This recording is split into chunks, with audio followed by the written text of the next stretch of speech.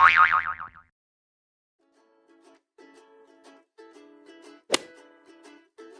it's Kendra and welcome back to my channel. Today I'm going to be doing a review of the PWR Program by Kelsey Wells. It's on the Sweat app, which was started by Kayla Signs. I don't know, people say it multiple different ways, so I've heard Signs is right, but anyway, so it's a different program from the bikini body workout, but it's on like the same app. So I recently finished it a couple of weeks ago, so I thought it would be useful to do a review of it, because when I was about to start it, I was really hoping there was more people like doing video reviews of it, and I couldn't find that, so I thought it would be useful. If any of you are wanting to try the program, I just want to share my thoughts on it and all of that. But before I get into this video, make sure you are subscribed to my channel down below for more videos like these and just to stay up to date with my channel. But without further ado, let's get right into it. So the whole Sweat app is really easy to use. You can pick a program once you get on it. I'm looking at it right now. There's 4 different programs. So the first is Body and Mind, then there's BBG Stronger, just the regular BBG, and then the post-pregnancy one from Kelsey Wells, and then her PWR program, and now there's PWR 2.0 out. So I really overall love working out with the app, just because I don't ever have to think about my workouts anymore. I just get to the gym and I know if I'm doing a cardio day, a resistance day, or combining both of them. So when you do the resistance workouts, which I think is just like kind of the whole, that's really like the main part of the program, it starts out with activation, and then you go through a pyramid of like 3 different workouts, and then it goes to the tri-set of the workout, and that's for PWR 1.0, like the first program. It was 2 different sets of those with 2 different workouts in each of those, and you just did that continuously however many times you can do it for, I think it was 4 or 6 minutes? Yeah, 6 minutes. And now for PWR 2.0, it's just 3 workouts for 1 whole set, and then you do that however many times you can get through all 3 of those workouts for 8 minutes, if that makes any sense. I really like how PWR 2.0 is set out actually. With PWR 1.0, I don't know, the 2 different sets kind of seemed like not hard to get through, but I just like how it's 8 minutes instead of 2 6-minute chunks with 3 workouts. I think it's just a lot better and it's a lot easier to get through. And it seems like it goes by a lot faster, and there is a minute rest now with the second program. In the first one, there's like 30 seconds rest between the workouts. So I don't know, I like the 1 minute. I think PWR 2.0 is better set out in that way. And then after the tri-set, there is an optional cool down.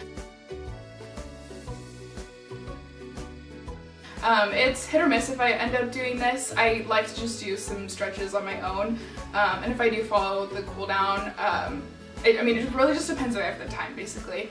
But they're good, just like standard stretches. Overall, I really love doing the resistant workouts because again, you don't have to think about what you're doing, and it's a lot of different workouts that I've never actually done before. So that's really cool to get some different kind of workouts in, and some different exercises, just because I grew up like swimming and dancing, so I never really went to a gym or anything. So it's, for me, I don't really know how to use a gym basically. So throughout this, I've learned a lot of different exercises to do. So I really like that. I also really love how it's timed for you, and then there's like a little buzzer that goes off to kind of indicate when to stop doing a workout and when to move on to something else. And then now they added in like voice cues, which is really cool, so you don't have to like constantly be looking at your phone to know what to do next and all of that. And it's nice that it just counts the rest for you, because I'm the like kind of person to just go on my phone during a rest and then get carried away for like a minute. So I like how it reminds you that you only have 30 seconds, and it just keeps you on track, I feel like. One thing that I not necessarily don't like about the app, but I wish that it had a weight tracker, is in like how like heavy weights you're lifting. I know it's like hard, they can't really recommend how heavy the weight should be that you're lifting, because I mean, people who use this, like, there's a huge spectrum of if you're a beginner or if you're advanced or if you're intermediate. But I do wish they had a way to track it. Like last week I was lifting 20-pound dumbbells, and this week I should be doing like 25, because in that way I feel like I would be more motivated to keep upping the weights. And you're just gonna have to like keep track on my own, which is fine, but I just wish that there was a way to do that within the app. So I feel like maybe that's something they should incorporate in. But overall, I really love everything about the app. It's super helpful to see how you do the exercises. You can click on them and it's like explained each step for doing the workout. And yeah, it's just like really helps me to keep motivated. There's meal plans on the app, which is great. I've been doing intermittent fasting. So that's been really useful for this because it promotes fat loss and muscle gain. So I feel like I've really toned up way more than I thought was possible in the last 12 weeks. So yeah, I think there's a lot in the app to kind of set you up for success, and it just depends on how you use it.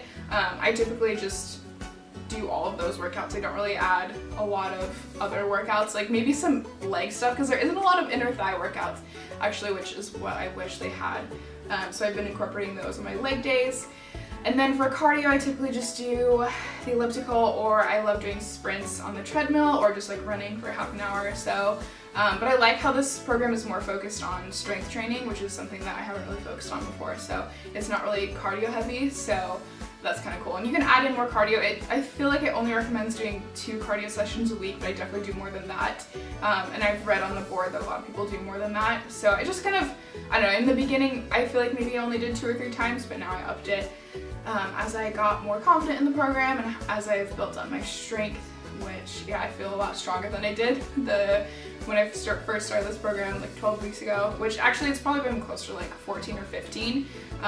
So just because when I was in Mexico, I didn't really count that as a week. I kind of redid that week because I only worked out like 2 or 3 times that week. So I wanted to make sure it was more frequent throughout the week. So yeah, and then within that, it recommends doing 4 resistance workouts throughout the week, the 2 cardio like I mentioned, 1 complete rest day, and then another like rest, just like doing a like longer stretch session, or using a roller ball thing to like roll out your muscles. So those are actually really nice. They're usually around like 20 minutes. So if you have the time, I like to incorporate those as well. So it's just really complete, the workout program. It's not only like giving you workouts, but it's also giving the rest days and all of that. So it's really a holistic approach to it. And then you have a lot of access to the other workouts on the Sweat app too. It is, I think it's $19 a month, which is kind of expensive, but when you think about having a private trainer, or personal trainer, not private trainer. Is that what it's called? Personal trainer? Having a personal trainer is actually like pretty expensive. So $19 a month is not bad. My apartment has a gym in it, so I'm really not paying for a gym.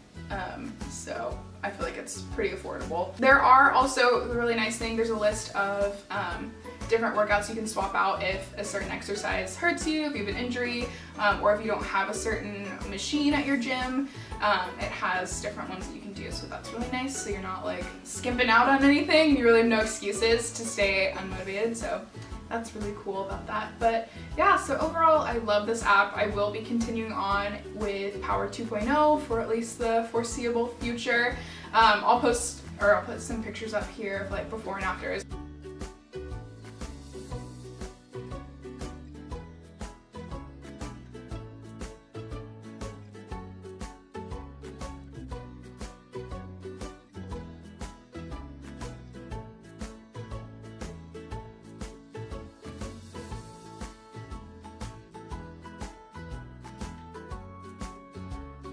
I did lose 10 pounds within the last 12 weeks of doing this, and I think that's incorporated just like eating better as well, and doing strength training is like, I don't know, I feel like it's different than any other workout I've done before, so my muscles are hurting, but like in a good way. So yeah, I really do recommend this app if you don't really know what to do at the gym, or if you're looking for a different workout, if you're trying to get in shape for, I guess it's already the summer, but for anything. So I did this I started back in March, I think, and I went to Mexico in June for my grad trip, so I wanted to like be in shape for that. So yeah, I'm seeing more definition like in my arms and my abs, which I've never really seen before, or at least I haven't since I was swimming like all the time on like my swim team and all of that. So that's really cool, and yeah, I definitely recommend the app if you have an extra $19 a month for it. Okay, so that's it for this video, for my review for the Power program. I hope you guys enjoyed this, and I hope it was helpful. If you have any questions about it, just leave them in the comments down below, and I will definitely answer them for you.